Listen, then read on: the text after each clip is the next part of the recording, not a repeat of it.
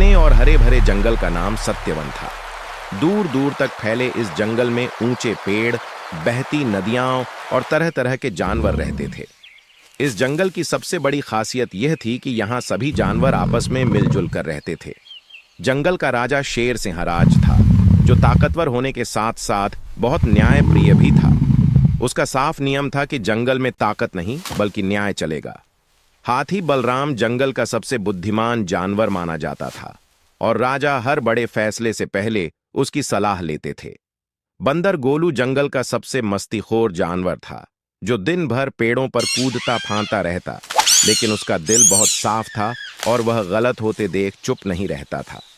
वहीं दूसरी ओर लोमड़ी चालाकी बहुत होशियार थी, पर अपनी चालाकी का इस्तेमाल वह अक्सर दूसरों को धोखा देने में करती थी। एक साल जंगल पर बहुत बड़ा संकट आ गया। कई महीनों तक बारिश नहीं हुई। नदियां सूखने लगीं, पेड़ों पर फल कम हो गए और खाने पीने की भारी कमी हो गई। छोटे जानवर जैसे खरगोश, हिरण और पक्षी भूखे रहने लगे। तभी कुछ जानवर राजा सिंहराज के पास शिकायत लेकर पहुंचे कि कोई उनका जमा किया हुआ खाना चुरा रहा है। राजा ने तुरंत जंगल की सभा बुलाई। सभी जानवर मैदान में इकट्ठा हुए। राजा ने गंभीर आवाज में कहा कि जो भी जंगल में चोरी कर रहा है वह पूरे जंगल का दुश्मन है। लोमड़ी चालाकी ने मासूम बनते हुए कहा कि शायद कोई बाहरी जानवर यह सब कर रहा होगा, लेकिन बंदर गोलू को उस पर शक हो गया, क्योंकि उसने कई बार लोमड़ी को रात में इधर उधर घूमते देखा था। हाथी बलराम ने कहा कि बिना सबूत किसी पर आरोप लगाना गलत है। तब गोलू ने राजा से एक रात सच्चाई जानने का मौका मांगा।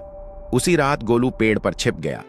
थोड़ी देर बाद उसने देखा कि लोमड़ी चालाकी चुपके से हिरण और खरगोश के जमा किए हुए फल चुरा रही है।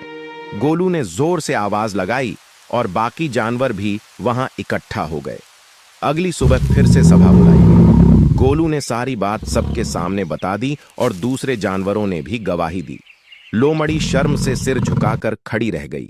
राजा सिंहराज ने कहा कि चालाकी अगर सही रास्ते पर चले तो वरदान होती है, लेकिन गलत रास्ते पर चले तो सबसे बड़ा अपराध बन जाती है।